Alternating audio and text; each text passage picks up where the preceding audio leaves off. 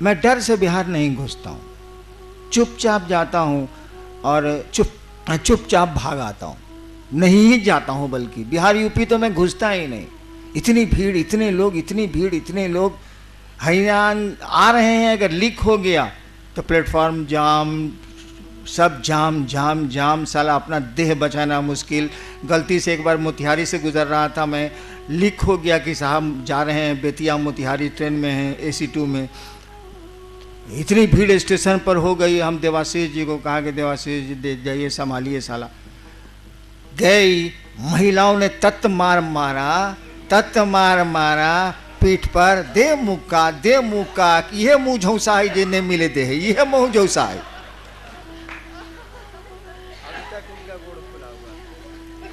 सही घटना ऐसे टाटा में हो गया। मैं जा रहा था उड़ीसा, लीक हो गया कि साहब गुजर रहे हैं, फिर वहां भी वही स्थिति हो गई। तो देखिए, शुरू किया था, कोई नहीं था। मुझको याद है वो दिन जब 8-10 गुरु भाई आते थे और उनको खाना बना के खिलाना और उनके जूठे बर्तन साफ करना मेरी पत्नी किया करती थी। और मेरी पत्नी किस परिवार से आती हैं ये बताने की ज़रूरत नहीं, तब भी वो करती थी। यही भाव था कि लोग शिव को गुरु माने, शिव से जुड़ें, हमारे गुरु आपके भी गुरु हो जाएं, मेरा महादेव आपका भी महादेव हो जाए, यही भाव था। परिणाम तो उतरे। आपकी नीयत क्या है ये बहुत महत्वपूर्ण है। आप चाहते क्या हैं?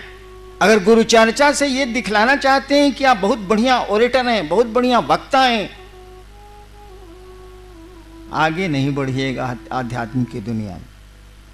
कम से कम एक घर तो छोड़ दीजिए ना भाई साहब, बाकी जो काम करते हैं करिए ना। हम कहां कुछ बोल रहे हैं, वो गुरु सुधारेंगे, लेकिन जिसको सुधारना है उसी को आप सुधारने लगते हैं, भारी मुश्किल है।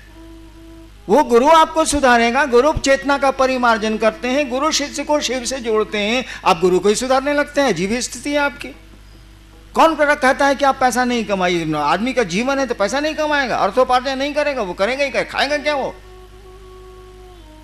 लेकिन शिव चर्चा को बेचते हैं, शिव चर्चा में सम्मान खरीदते हैं, शिव चर्चा में दूसरी चीजों को सामने रखते हैं। कम से कम वो घर तो छोड़ दीजिए। बाकी हमको कहीं कोई एतराज नहीं है। आप कहिएगा मैं बाकी चीजें दे सकता हूं, लेकिन छोड़िए तो पहले से ही एक को तो छोड़ दीजिए, उस अपने महादेव को तो छोड़ दीजिए, अपने गुरु को तो छोड़ दीजिए। उन्होंने जो कहा उसको तो ईमानदारी भर करने की कोशिश करिए कि हम इसमें ईमानदार रहें। तब जबकि हमने बहुत छूट दे रखी है, मामूली छूट नहीं दी है मैंने। और मेरी छूट मैंने ही शुरू किया है ना, तो मेरी छूट यानी उस महादेव को, मेरी छूट को तो आदर देना ही होगा, उनको मानना ही होगा, क्योंकि शुरू मैंने किया है। तो मैं छूट दूं या रोकूं, यही लागू होगा। तो कम से कम उस महादेव को तो छोड़ दीजिए। कम से कम एक घर तो, कहा जाता है नहीं कि पहले के जमाने में कि एगो डाइन एगो घर छोड़ देती। मैं जब श्मशान साधना करता था तो कपालिक साधना में एक बार एक महाप्रेत ने हमसे कहा कि एक फल छोड़ दो। रात के 2 बजे श्मशान में कहा एक फल छोड़ दो, कुछ छोड़ना है, एक फल छोड़ दो। हम सोचते सोचा साला का छोड़े।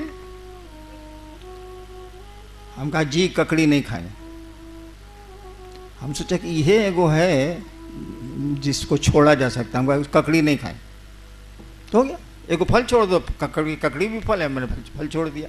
जब शिव गुरु हो गए तो सतीशवा बक्सर से ककड़ी ले आता था, मैं प्रेम से खाता रहा, कहा कि मैंने वादा वहां किया था, शिव के सामने थोड़ा ही किया था, मैं प्रेम से खाता था। तो हमको आपको भी उस घर को छोड़ देना चाहिए। जो गुरु कहते हैं उसको ईमानदारी से करने की कोशिश करिए, करिएगा, परिणाम आपको मिलेंगे। मिल रहे हैं तभी इतनी भीड़ है।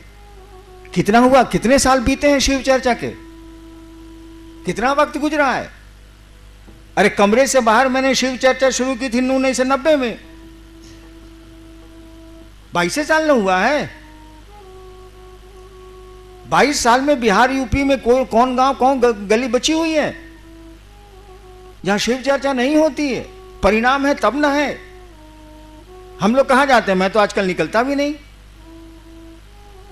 परिणाम है तब ना लोग शिव से बन रहे हैं, और आप घोषणाओं पर घोषणाएं किए जा रहे हैं, लोगों को शिव चर्चा की ओर मुखातिब किए जा रहे हैं, प्रेरित किए चले जा रहे हैं। परिणाम है तो गुरु चर्चा करिएगा, गुरु का आदेश करिएगा,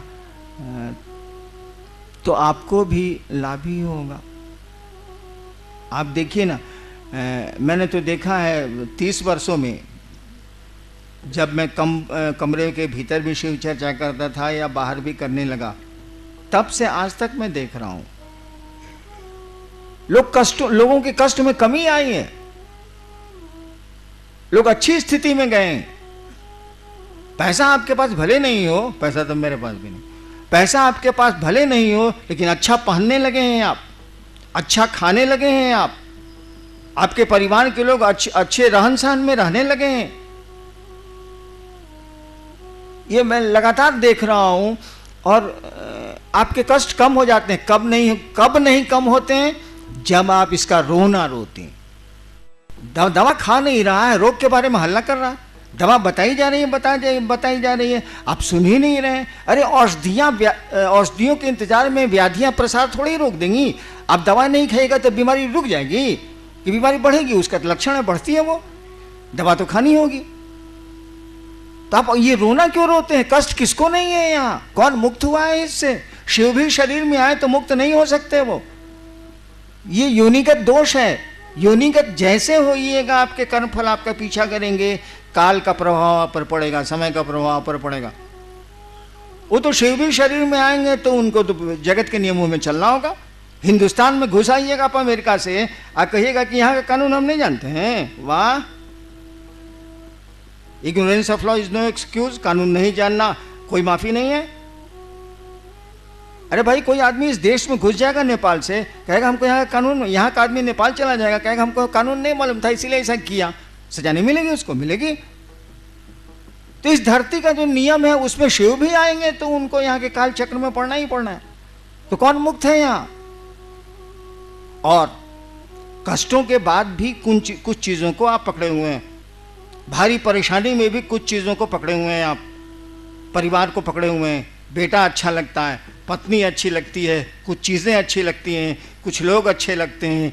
भीषण कष्ट में भी जो अच्छे लगते हैं वो आपको अच्छे लगते हैं, उनको नहीं छोड़ते आप।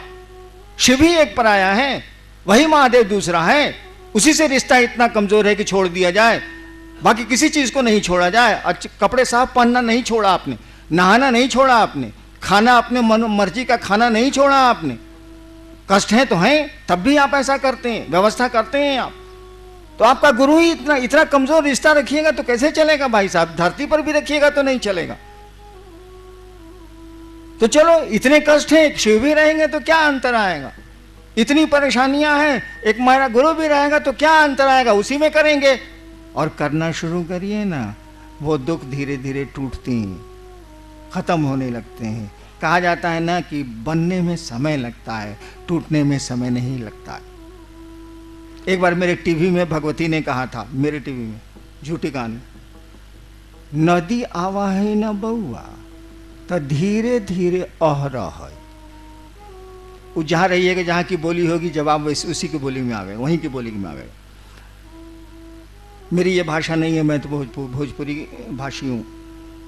उत्तर आया था, नदी आवा है न बउआ, मन नदी में जब बाढ़ आती है, नदी आवा है न बउआ तो धीरे धीरे अह रहा है। यानी नदी के बाढ़ का पानी धीरे धीरे घटता है, अकबकाओ नहीं। एक बहुत मैं कष्ट में पड़ गया था, डॉक्टरों ने कह दिया था कि इसका कोई इलाज नहीं है। उसी पर उन्होंने उत्तर दिया था कि नदी आवा है न बउआ तो धीरे धीरे अह रहा है। यानी धैर्य रखो, नदी का पानी, बाढ़ का पानी खत्म हो जाएगा, फिर सूखी जमीन मिल जाएगी।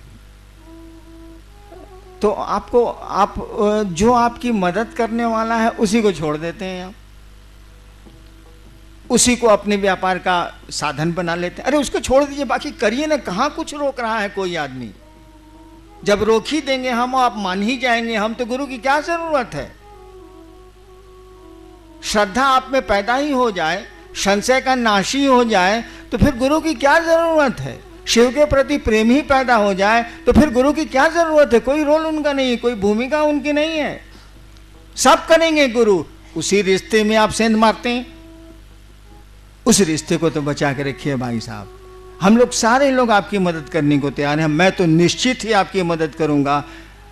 बस गुरु का आदेश उनकी नियत से आप करिए, जो वो चाहते हैं वैसी नियत पैदा करिए, ऐसी ही उनसे दया मांगिए, और देखिए जिंदगी बदल जाएगी, खुशियां वापस लौट आएंगी।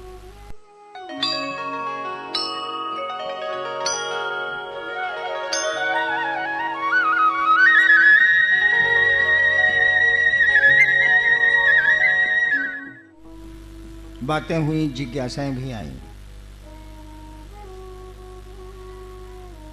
मैंने जो देखा या सुना, किसी ने शिवलिंग पर पूछा, किसी ने कहा कि अन्नू भैया सार्थकता बोलते हैं शिव की, शिवलिंग की, साहब कुछ नहीं बोलते। किसी ने कुंडलनी साधना पर पूछा, हालांकि आज विषय कुंडलनी साधना का नहीं था। एक बात समझिए, इस पूरी दुनिया का रहस्य क्या है?